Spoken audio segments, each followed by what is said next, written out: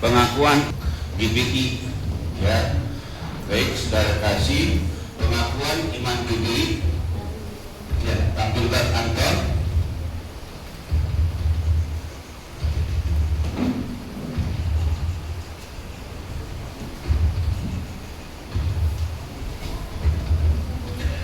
Ya, pengakuan iman GBI. Saudara ikuti kata-kata saya. Ya, kalau saudara bisa buka di HP, boleh, gak apa-apa, tapi ikuti aja kata-kata saya. Pengakuan iman GBI 1, Alkitab Perjanjian Lama dan Perjanjian Baru, ikuti. Adalah firman Allah yang diilhamkan oleh Roh Kudus. Allah yang Maha Esa itu Allah Tritunggal, yaitu Bapa dan Anak dan Roh Kudus. Tiga pribadi dalam satu hakikat. Yesus Kristus Juru Selamat dan Penantara kita adalah Anak Allah yang tunggal, yang dikandung dari Roh Kudus dan dilahirkan oleh perawan Maria, disalibkan, mati, dikuburkan, dan dibangkitkan pada hari yang ketiga dari antara orang mati, naik ke surga di sebelah kanan Allah Bapa sebagai Tuhan dan Raja segala raja. 4. Semua manusia sudah berdosa dan kehilangan kemuliaan Allah, sehingga harus bertobat dan berbalik kepada Allah untuk menerima pengampunan dosa. 5. Pembenaran dan kehidupan baru terjadi karena dalam darah Yesus Kristus yang dikerjakan oleh Roh Kudus. 6. Setiap orang yang bertobat harus dibaptis secara selam dalam nama Bapa dan Anak dan Roh Kudus, dalam nama Tuhan Yesus Kristus. 7. Penyucian hidup adalah buah kelahiran baru karena percaya dalam darah Yesus Kristus yang dikerjakan oleh kuasa firman Allah dan Roh Kudus. Karena itu kesucian adalah asas dan prinsip hidup umat Kristen.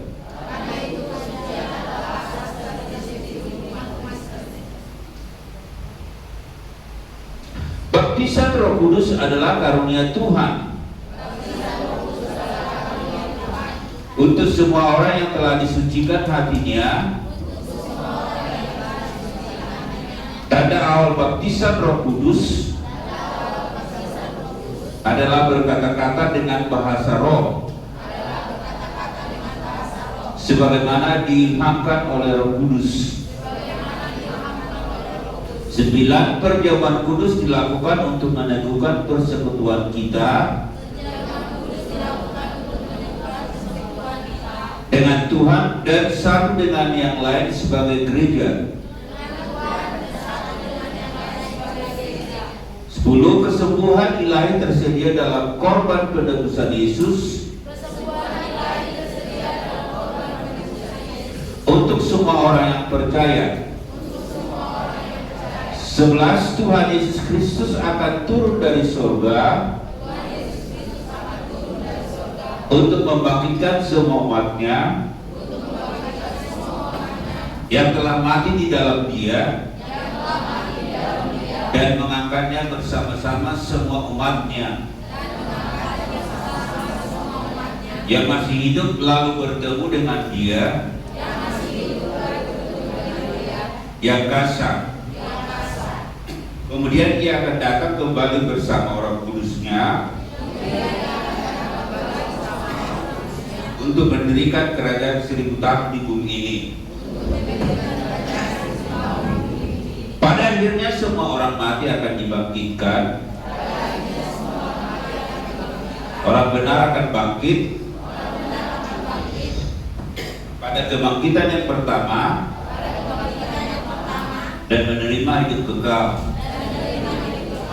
Tetapi orang jahat akan bangkit pada kebangkitan yang kedua dan menerima hukuman selama-lamanya. Baik, saudara kasih, kita masuk di dalam firman Tuhan. Ya, kita buka dari kitab Markus 16 ayat 1 sampai dengan 8.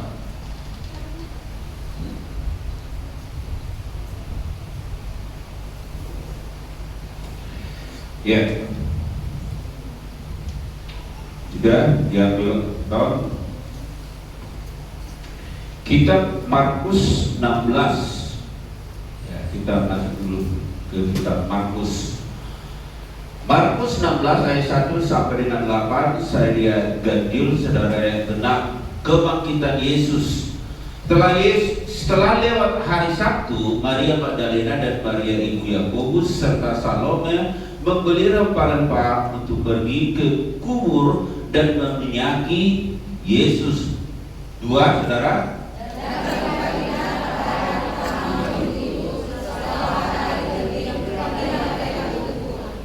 Mereka berkata seorang kepada yang lain, siapa yang akan menggulingkan batu itu bagi kita dari pintu kubur? 4.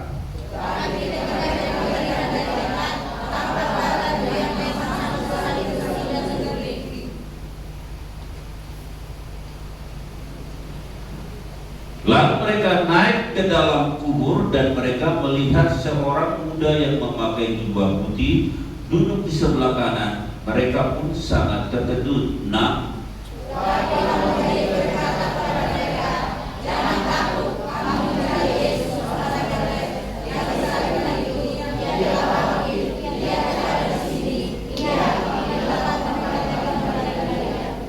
Tetapi sekarang pergilah, katakanlah kepada murid-muridnya dan kepada Petrus, ia mendahului kamu ke Galilea.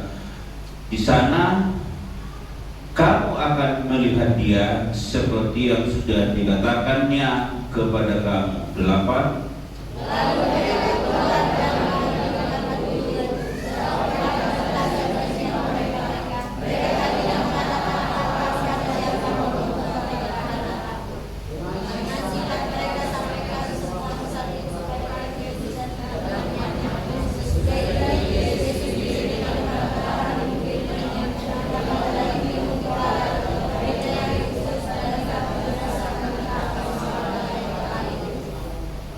Ya, sudah kasih. Hari ini perayaan Paskah, Passover melewati.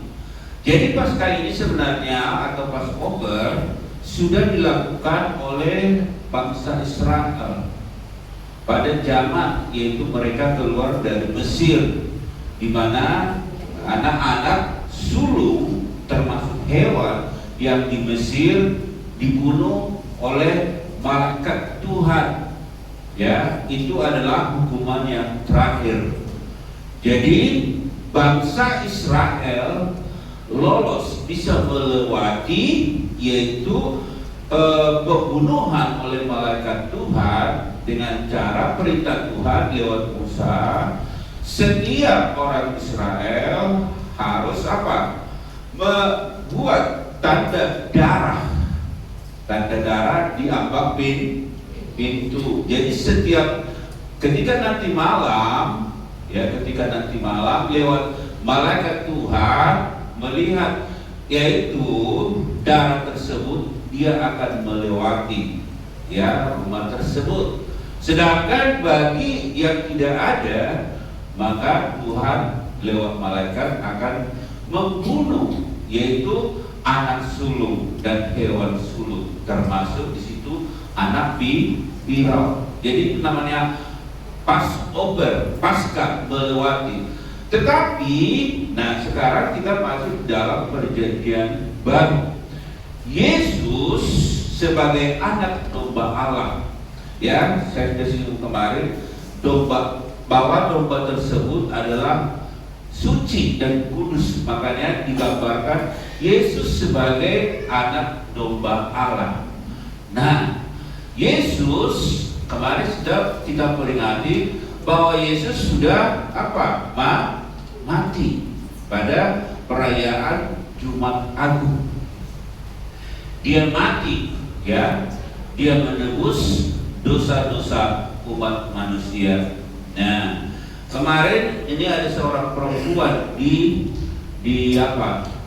Irak dieksekusi mati karena pada bulan Januari dia ikut melawan, yaitu memberontak dewa. Katanya dewa itu siapa? Yang sudah mati, ya, ditembak oleh siapa? Oleh bangsa Inggris atau bangsa siapa? Bangsa Amerika, ya, si Khomeini. Saudara kekasih, kematian, ya, yang dialami oleh setiap manusia itu adalah hal yang memang wajar, ya, mati secara tubuh, ya. Tetapi di sini ada bahwa roh jiwa kita tidak boleh mati. Nah, jadi kalau berbicara dengan yang mati di dalam Lukas 16, orang kaya dengan Lazarus, orang yang mati. Nah, manusia selalu saya bilang terdiri pada 3 unsur. Nah, ini tubuh yang sakit dicubit. Ketika ini mati, kembali ke tanah. Kita kembali kepada si Adam. Tuhan menciptakan Adam dari tanah. Kemudian apa? Dihembuskanlah apa? Dihembuskanlah yaitu roh. Maka Adam bisa bergerak. Jadi manusia itu punya 3 unsur. 1 tubuh, kedua apa? Jiwa, ketiga roh. Tapi ketika manusia telah mati, tubuh ini kembali ke tanah, ya, karena berasal dari tanah. Sedangkan jiwa ini nanti masuk kepada pangkuan Abraham, Taman Eden. Sedangkan itu jiwa yang takut pada Tuhan. Yang tidak takut kepada Tuhan, jiwanya kemana?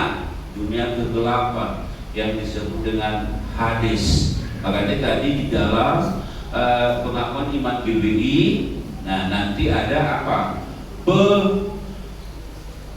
Dihidupkan kembali dan Tuhan melakukan penghakiman. Jadi penghakiman terakhir adalah jiwa yang ada tadi di Hades itu dikeluarkan, kemudian dihakimi. Kalau memang dia jahat pada masa hidupnya, maka jiwanya itu akan dimasukkan ke neraka, dibakarlah di situ selama-lamanya seturut dengan kehendak Tuhan. Sedangkan orang yang takut pada Tuhan, yang tadinya jiwanya masuk ke pangkuan Abraham, kemudian terjadi penghakiman, maka karena dia benar, maka jiwanya masuk ke mana? Ke surga, ya kan? Masuk ke surga.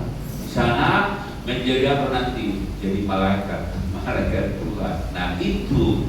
Nah, tetapi kita nggak berbicara di sana bahwa Yesus bangkit. Nah, saya sudah tulis Yesus bangkit sesuai dengan firman-Nya. Markus 8 ayat 31.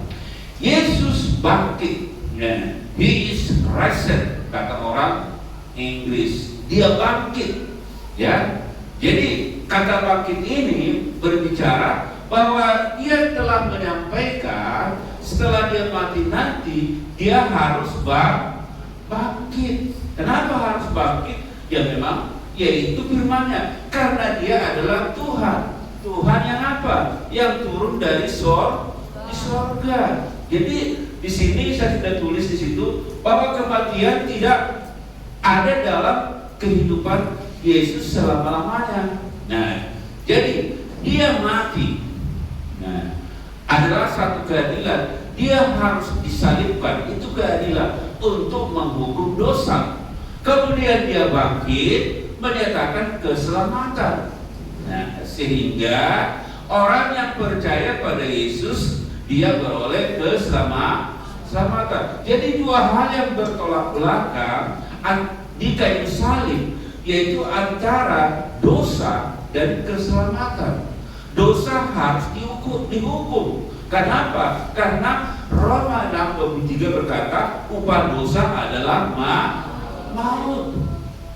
Nah, jadi di sini Yesus telah menerima yaitu kematian untuk menggenapi janjinya atau firman-Nya. Dia harus mati. Memang dia harus mati untuk menebus dosa Anda dan saya. Ya. Nah, inilah proses yang harus diterima oleh Tuhan Yesus. Makanya banyak orang berkata agama lain, kenapa sih Tuhan kalian mati? Nah, itu nggak perlu kita bicarakan. Itu adalah bahasa Tuhan. Itu adalah hal yang harus diterima oleh Tuhan. Terjadi proses. Tapi, yang kita lihat sekarang hari ini kita merayakan apa yang disebut dengan Paskah. Jadi Paskah itu setelah Yesus mati, dikuburkan pada hari Jumat sore, kemudian dia bangkit pada hari Minggu pagi. Makanya tadi katakan Maria dan teman-temannya serta Ibu Yesus pergi kemana? Ke tempat pekuburan. Untuk apa? Meminyaki Tuhan Yesus. Nah, karena firman Tuhan atau firman-Nya telah disampaikan bahwa semua orang tahu, katanya bahwa ini akan bangkit. Makanya dia dikubur oleh Yusuf Arimatea, tetapi dibuat itu penutup daripada gua daripada Yesus di mana dikuburkan adalah batu yang paling besar yang tidak bisa digulingkan oleh manusia kalau sendiri, ya. Dan itu pun kubur itu dijaga oleh siapa? Oleh serdadu-serdadu yang telah disuruh oleh pemuka-pemuka agama untuk menyatakan bahwa seperti tadi firman-Nya dia bangkit.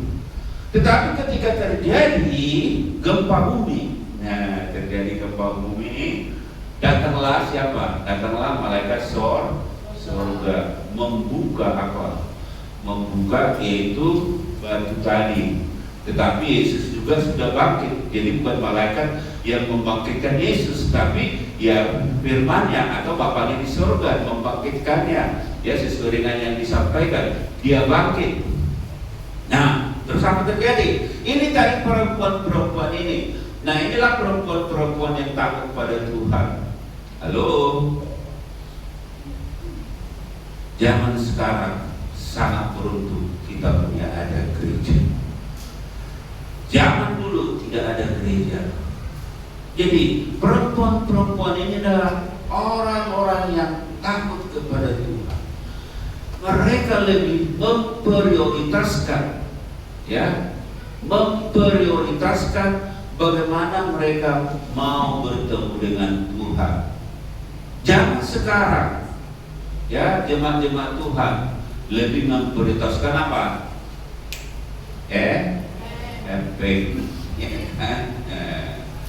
Jadi di sini dapat kita lihat prioritas yang dilakukan oleh perempuan-perempuan tadi. Mereka datang, mereka juga berkorban membeli minyak yang wangi. Kalau minyak yang wangi pada saat itu adalah minyak narwastu. Saya nggak tahu minyak apa yang mereka bawa, tapi jelas bukan minyak goreng, bukan minyak goreng dibawa, tapi minyak yang harum. Mungkin minyak narwastu, saya nggak tahu sejenisnya, atau minyak zaitun, untuk meminyaki Yesus. Tetapi mereka masuk, tapi sebelumnya mereka sudah takut. Gimana cara kita menggulingkan batu tersebut? Tapi ketika mereka datang, yaitu penutup daripada gua tersebut, tempat makam Yesus, telah terbuka dan mereka masuk. Ternyata di sana ada siapa? Ada malaikat surga. Mereka ketakutan. Siapa yang kalian cari, ibu-ibu? Yesus, katanya.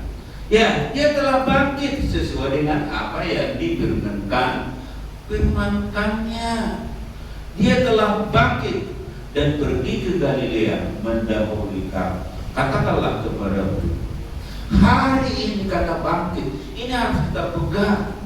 Kita harus bangkit secara jasmani, kita harus bangkit secara rohani. Kalau kita bangkit, kita pasti apa?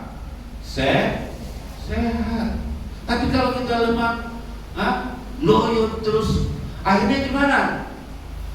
Ya, malah kita sakit. Maka di lagu tadi bangkit, suka nama Yesus, maju. Jadi kita harus bangkit secara apa? Secara jasmani, secara rohani.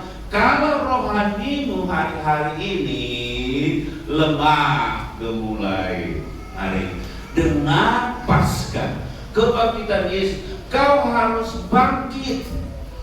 Ya, apapun masalah, persoalan suami, persoalanmu istri, persoalanmu anak, persoalanmu kontrakan, persoalanmu efek, ya, tak usah kau pikirin terlalu. Ya dipikirin boleh dong, tapi rohani Anda harus bangkit. Kalau Yesus bisa bangkit dari kematian, kita juga harus bangkit dari mana? Dari segala kelemahan kita. Karena Dia telah mengasihi Anda dan saya.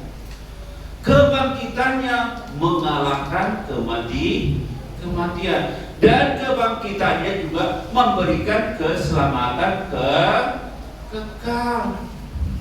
Dia adalah Tuhan yang tidak mati, ya, yang tidak mati selama-lamanya. Memang Dia mati sesuai dengan firman, tapi bukan selama-lamanya. Menyatakan karena Dia pada saat itu sudah menjadi manusia dan harus mati, kemudian setelah mati bangkit dia memang masih dalam bentuk wujud manusia, tapi sudah dalam bentuk rohnya yang dia apa? Dia turun dari surga. Nah, nanti kalau kita lihat di ayat selanjutnya, akhirnya juga dia naik.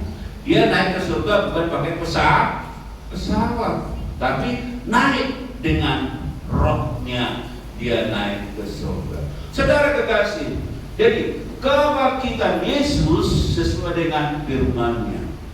Firman Tuhan adalah ya dan amin. Makanya saudara dan saya harus bangkit sesuai dengan firman Tuhan. Jangan lagi kita lemah. Kalau kita sakit, kita harus bangkit. Berkatakan dalam nama Yesus sembuh. Kalau ekonomi Anda lemah, dalam nama Yesus Tuhan buka jalan. Nah, ini kata bangkit. Dan bangkit juga harus datang beribadah. Jangan orang Kristen kan ibadahnya apa? 4 kali seminggu, ya kan? 4 kali sebulan, kadang 5 kali. Tapi kebanyakan apa? Absen. Suka absen, tunjuk tangan. Halo, pura-pura gak dilihat kepada saya. Ya udah sudah saya kepada saya, lihat sama Tuhan.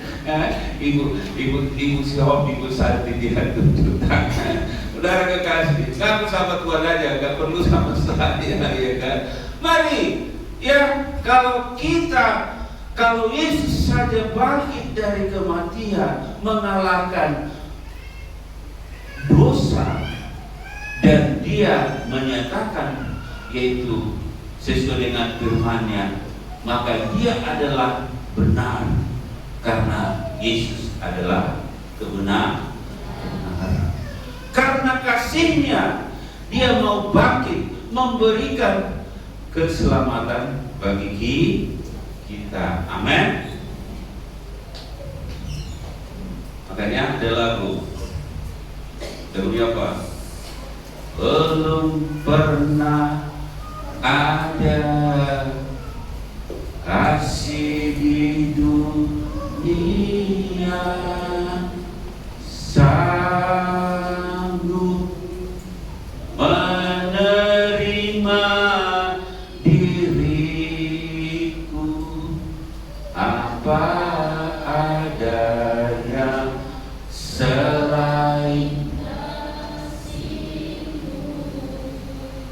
Yesus. Yesus itu adalah Tuhan yang tidak pernah membedakan-bedakan kita seperti orang India yang punya banyak kasta, kasta Brahmana, kasta Sudra, kasta Pudra, ya kan? Kalau bagi Tuhan nggak ada kasta-kastanya. Di mata Tuhan yang sarjana, yang S1, S2, S3, semampu profesor sama di mata Tuhan. Yang tidak punya sekolah juga di mata Tuhan. Bahkan yang Tuhan inginkan dari manusia, Anda dan saya, adalah orang yang takut kepada Tuhan. Makanya Dia mengasihi Anda dan saya. Dia tidak melihat buruk niraja, anak niraja, tapi Dia melihat bahwa Anda dan saya takut kepada Tuhan. Amin. Dari mana jika kita takut kepada Tuhan? Ya rajin beribadah, membaca firman Tuhan, apalagi menyembah Tuhan setiap hari, ya. Nah itu, kalau makan kita tiap hari boleh. Kalau kita menyembah Tuhan, kayak saya ada orang kudus, kata Esther kan, ya kan? Tiap hari ibadah, tiap hari ibadah, tiap hari berdoa. Ya iya dong, masa makan kita 3 hari, 3 kali kadang-kadang makan setiap hari. Masa tidak kita berdoa kepada Tuhan? Nggak bisa. Terlalu. Ya. Dia telah menerima kita dengan segala kebodohan kita, dengan segala kekurangan kita, dengan segala dosa-dosa kita. Dia ampuni. Ya, makanya dia bilang kan, betapa besar sejauh timur dari barat. Dia tidak pernah mengingat-ingat dosa kita, asal kita mau datang kepada Tuhan sungguh-sungguh memohon ampun. Yang kedua, Yesus bangkit menyatakan kemuliaannya. Lukas 19 ayat 38. Dia Tuhan yang mengalahkan kematian. Belum ada manusia yang mengalahkan kematian. Belum. Elia, dia langsung naik ke surga. Henok langsung naik ke surga. Gak ada manusia kan? Hanya Tuhan Yesus yang mati dan bangkit. Dan bangkit. Makanya kita bersyukur punya Tuhan. Ya, kita bersyukur punya Tuhan. Jadi hari-hari ini saudara kekasih, jangan main-main lagi sama Tuhan. Kemarin saya sudah bilang, jangan jual Yesusmu dengan jabatan, jangan jual Yesusmu dengan apa? Ya kan? Biar saya menjadi anggota DPR, jual Yesus. Biar saya bisa menjadi pejabat, jual Yesus. Saudara kekasih, ya, jangan kita ganti kemuliaan tersebut. Karena apa? Kita datang, Yesus bangkit menyatakan kemuliaannya. Kita kalau takut kepada Tuhan, Tuhan akan mempermuliakan kita. Amin. Bagaimana cara Tuhan mempermuliakan kita? Lewat apa? Lewat kehidupan kita. Mungkin kita diangkat jadi apa? Orang-orang yang berguna bagi masyarakat, komunitas, bagi gereja dan bagi satu. Itu kan kemuliaan yang Tuhan nyatakan. Bukan ini. Tapi kalau kita jahat, bagaimana mau Tuhan permuliakan? Ya kita menjadi apa? Justru ya membuat Tuhan sedih. Contohnya, orang-orang Kristen mencuri. Ya kan? Kemarin tadi saya baca seorang polisi berpangkat Addan, dia lagi orang Sulawesi, ya, saudara bisa melihat itu. Dia menelusuri suatu korupsi masalah di sana tas katanya. Tapi tiba-tiba akhirnya apa? Karena dia terus menelusuri dengan kebenaran. Akhirnya apa? Tiba-tiba dipindahkan dia dari Manado ke tempat Laos, ke daerah Talau katanya. Jadi dia tidak menerima. Akhirnya dia mengundurkan diri. Saudara kekasih, saya percaya orang ini polisi yang benar. Tuhan akan membuat seolah-olah ya dia mungkin ya dan kelihatanlah Tuhan menolong dia. Tapi karena dia menciptakan kebenaran, karena sebenarnya korupsi yang ditangani ini mau disimpan dalam lemari. Padahal tujuan dia membuka kebenaran. Tuhan akan memuliakan dia. Tetapi kalau kita jahat, jadi maling, jadi pencuri, jadi semuanya lah. Justru apa? Kita mempermalukan Tuhan. Saatnya juga Tuhan memberikan kemuliaan kepada kita kalau kita berjalan sesuai dengan firman-Nya. Amin. Berikan kemuliaan kepada Tuhan. Dia Tuhan yang mengalahkan kematiannya. Maka dikatakan tadi, belum pernah ada kasih di dunia ini, ya, semeraker misi pun. Yesaya 1 ayat 18, semeraker misi pun dosa kita, dia akan sucikan seperti bulu domba. Dia tidak pernah mengungkit-ungkit kesalahan kita. Dia tidak pernah memperhitungkan dosa-dosa kita. Ya, oleh sebab itu, dia telah mati, dia telah bangkit. Inilah yang kita pegang. Hari-hari ini, jangan lagi engkau lemah. Hari-hari ini, jangan engkau hanya memikiri nasibmu. Ya, karena si nasib isu masih ada di tanah karo. Ya kan?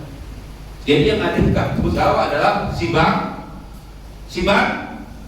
bangkit, ya kan? Amin.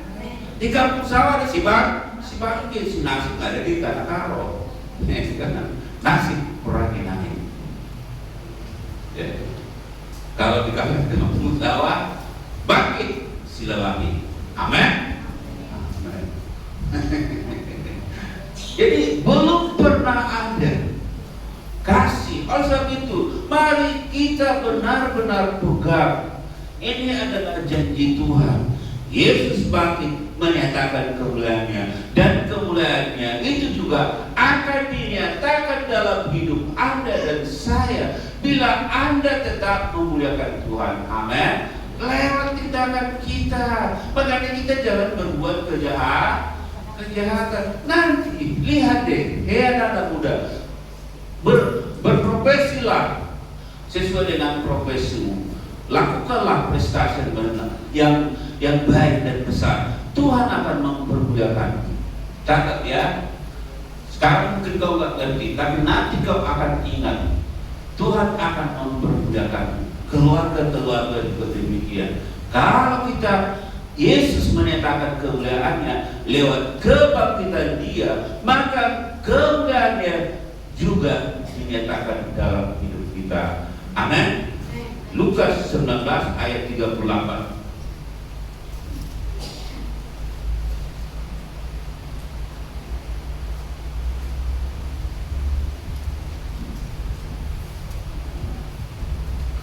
Lukas 19 ayat 38.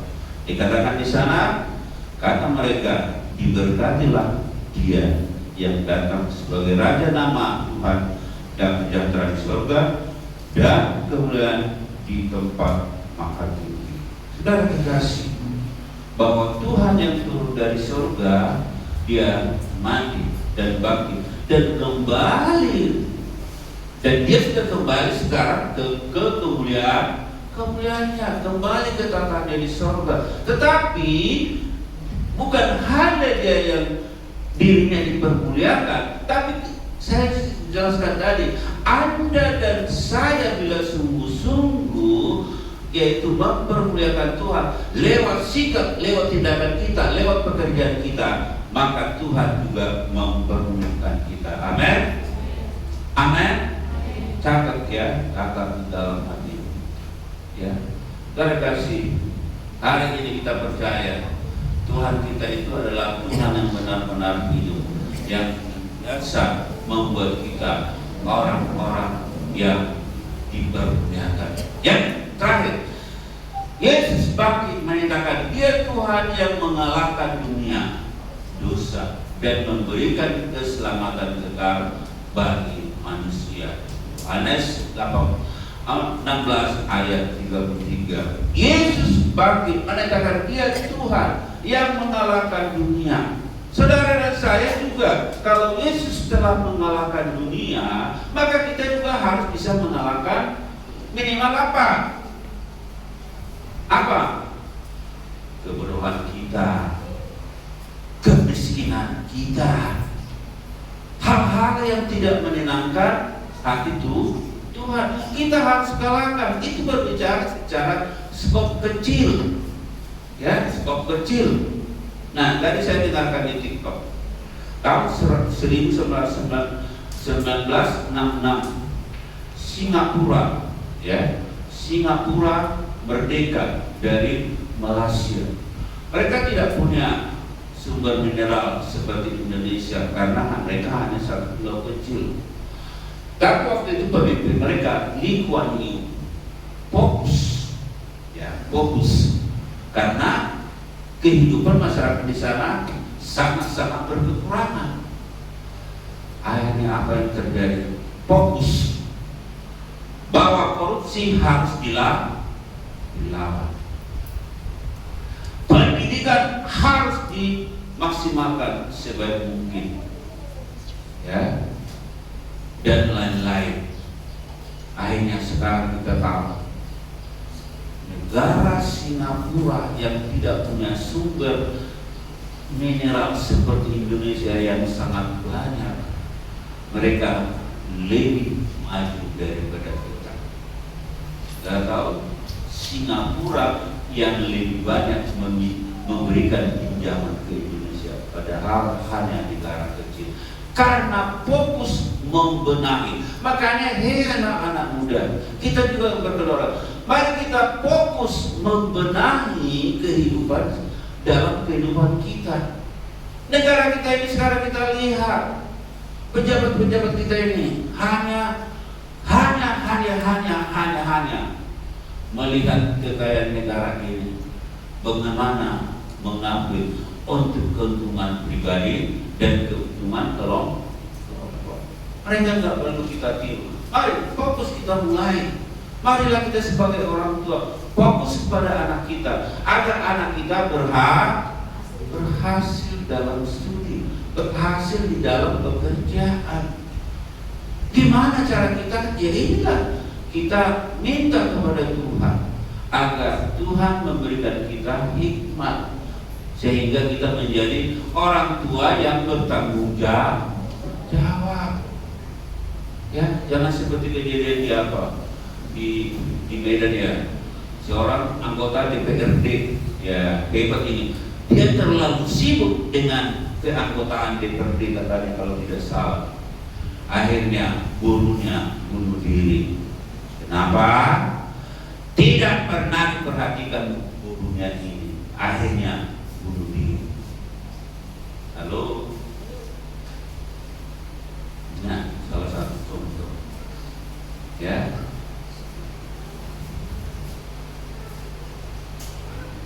Anak itu membutuhkan apa? Kasih sayang orang tua. Kita ini membutuhkan kasih sayang daripada Tuhan. Tuhan telah memberikan kasih sayangnya kepada Anda dan saya. Lewat apa? Kematiannya. Dan Dia lewat kebangkitannya. Itu adalah kasih sayang yang sempurna. Dia telah mati, Dia telah bangkit agar kita yang telah mati secara rohani maupun secara jasmani bangkit kembali dan menerima kasih daripada Tuhan. Amin.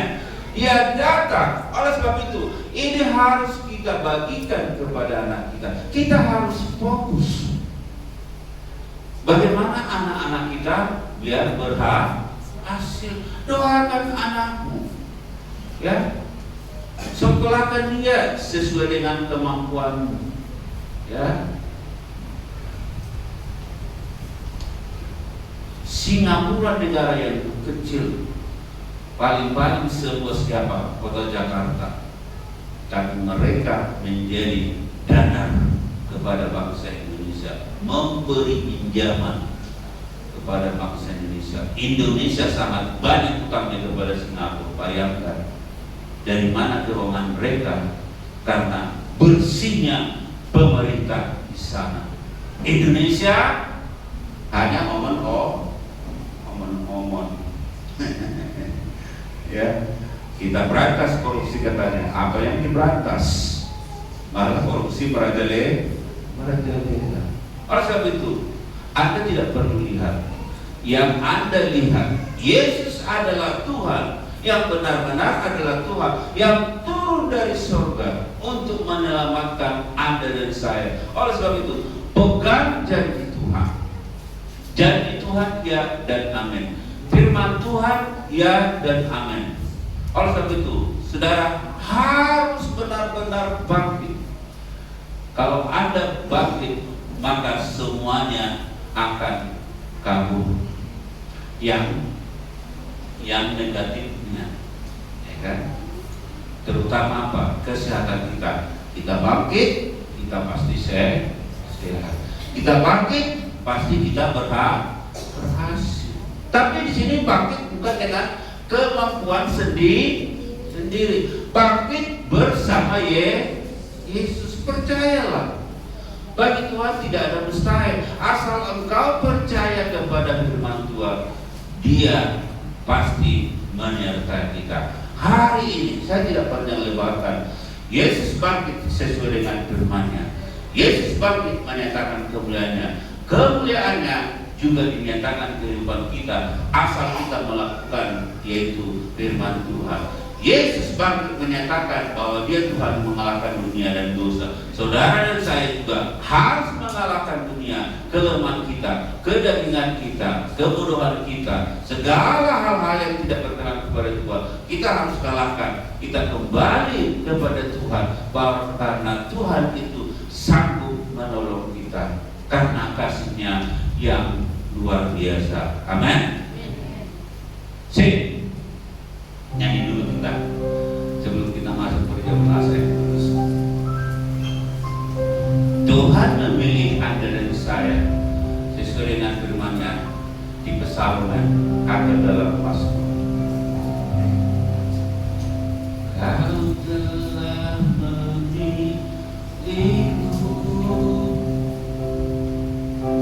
sebelum ku ada.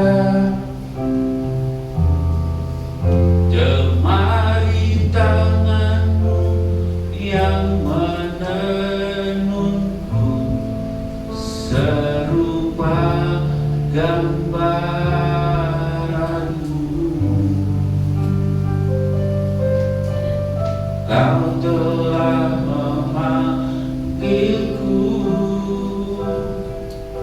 sebelum ku ada.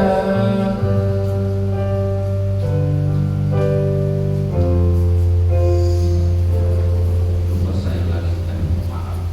Sebentar, saya kelupaan.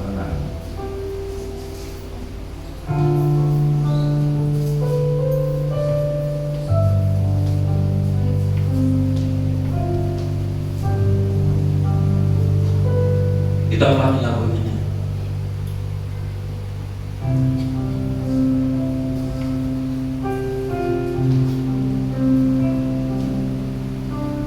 Kau telah memilihku sebelum ku ada. Jemari tanganmu yang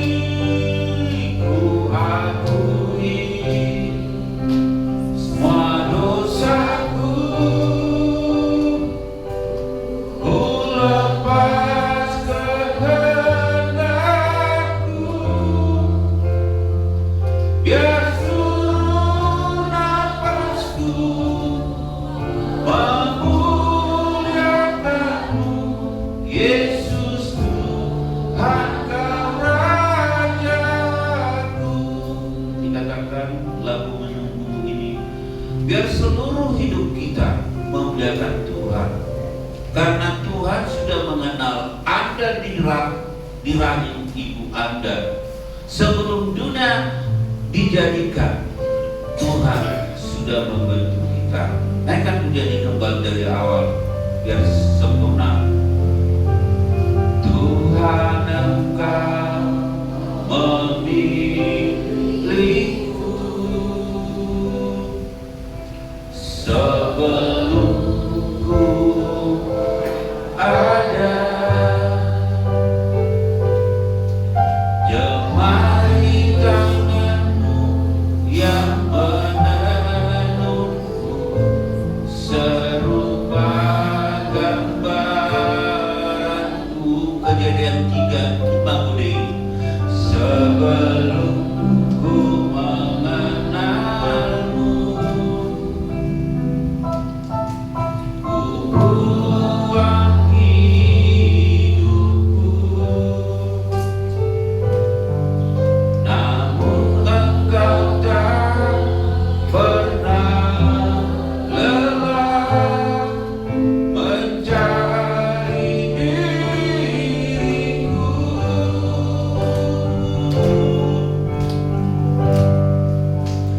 Tak kusangka sejak dulu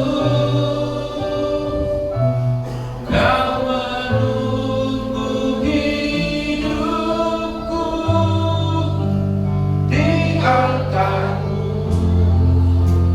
Ku sadari selama ini Kau menanti.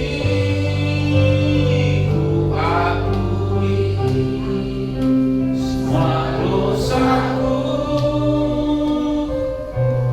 ku lepas kehendakku, biar seluruh nafasku memuliakan-Mu, Yesus Tuhan Kau Rajaku. Kapanpun Tuhan menunggu kita, Anda dan saya telah dipilih oleh Tuhan, ditenun di dalam rahim yang paling dalam sesuai dengan gambaran Tuhan. Makanya nggak usah pusing-pusing mana gambar Yesus. Diri Anda ketika berkaca itu adalah diri Tuhan. Makanya permuliakanlah Tuhan dalam hidup, karena Tuhan sudah menyatakan kemuliaannya. Percayalah bahwa Tuhan itu mengasihi kita. Oleh sebab itu hari ini perayaan bangkitlah dari kelemahan, bangkitlah dari segala kekurangan, buanglah segala dosa-dosa, buanglah segala hal-hal yang tidak berkenan kepada Tuhan, maka Tuhan akan menyatakan kemuliaannya dalam hidupmu. Percayalah kepada Tuhan dengan 100% bahwa Dia pasti menolongmu. Amin. G. Ku telah mati dan tinggalkan cara hidupku yang lama. Semuanya sia-sia dan tak berarti lagi. Hidup ini ku letakkan pada mezbah-Mu ya Tuhan. Jadilah padaku seperti yang Kau ingini. bukan dengan barang panah, bukan dengan barang panah, kau menebus dosaku. Para masyarakat Dengan darah yang mahal, ada dua. tiada noda dan celah, bukan dengan emas perak, kau menebus diriku. Oleh segenap kasih dan pengorbananmu, ku telah mati dan tinggalkan cara hidupku yang lama. Semuanya sia-sia dan tak berarti Lagi hidup ini bulan datang pada mezbah-Mu ya Tuhan. Jadilah padaku seperti yang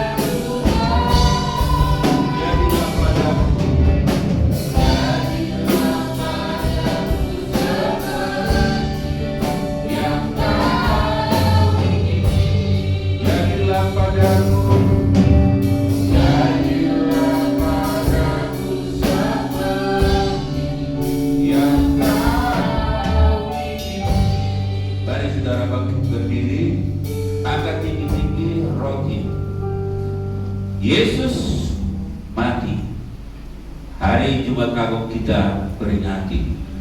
Dia relakan tubuhnya tercabik-cabik oleh cambukan. Dia relakan semuanya sampai banyak tubuhnya dicabik oleh cambukan. Harga yang harus diberikan oleh Tuhan untuk menebus dosa saudara dan saya, bukan dengan uang, bukan dengan berlian, bukan dengan emas dan perak seperti lagu tadi, tapi Dia membayar kita sempurna dengan tubuhnya sendiri. Oleh sebab itu, jangan permainkan imanmu kepada Yesus Kristus. Sekali kau percaya pada Yesus, jangan kau jual imanmu kepada yang lain. Firman Tuhan berkata demikian, sebab apa yang telah kuteruskan padamu telah aku terima dari Tuhan, yaitu bahwa Tuhan Yesus pada malam waktu diserahkan mengambil roti, dan sesudah itu ia mengucap syukur atasnya, ia memecah-mecahkannya dan berkata, inilah tubuhku yang diserahkan bagi kamu, perbuatlah ini menjadi peringatan akan aku. Dalam nama Tuhan Yesus, mari kita akan tinggi-tinggi anggur. Anggur adalah sebagai lambang darah Yesus. Harga yang harus diberikan Tuhan untuk menebus dosa Anda dan saya adalah dengan darahnya sendiri. Ketika Dia dicambuk mengeluarkan darah, ketika dipukul Dia mengeluarkan darah, ketika dimasukkan mahkota duri ke kepalanya Dia mengeluarkan darah, bahkan ketika di Golgota kaki tangannya dipakukan, bahkan ketika Dia sudah disalib serdadu Romawi memastikan kematiannya, ditusuk lambungnya Dia mengeluarkan darah.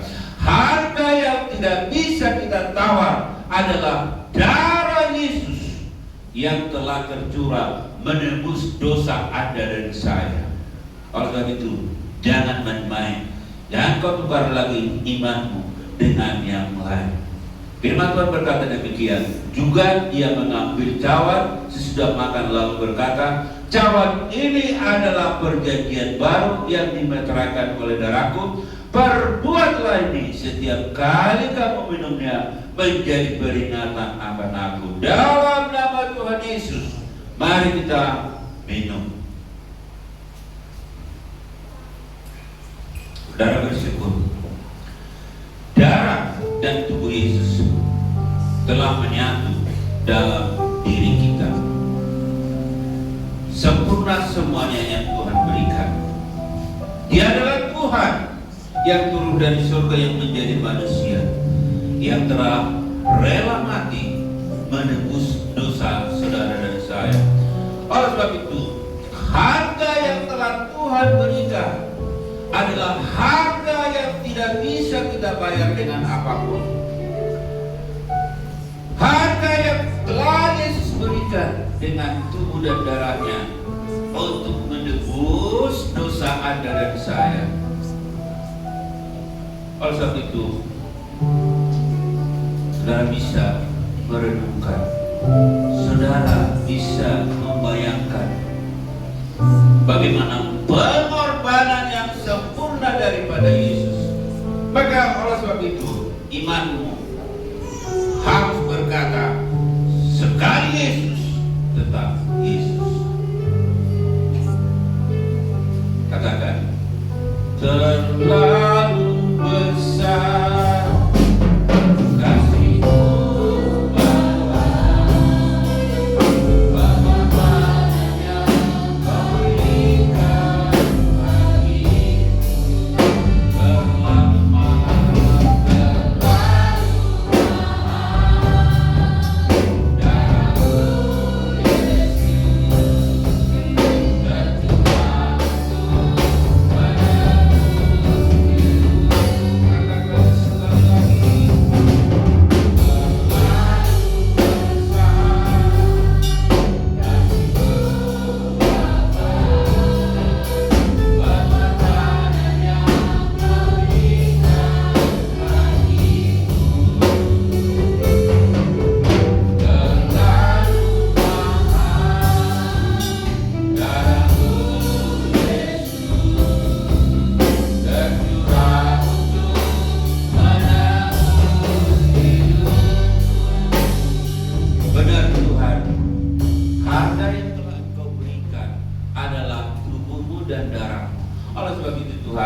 kami harus komitmen, harus sungguh-sungguh benar-benar berpegang kepada kebenaran yang telah Engkau berikan lewat penebusanmu di kayu salib, bahwa Engkau adalah Tuhan yang benar-benar turun dari surga untuk membayar dosa kami. Oleh sebab itu, dosa telah Engkau kalahkan dengan keadilan di kayu salib. Dan paradoksnya adalah kasih sayang daripada Tuhan Engkau telah berikan kepada kami. Barang siapa yang percaya kepada Engkau, oleh karena kasih-Mu kami akan selamat. Terima kasih Tuhan untuk kebenaran firman-Mu hari ini.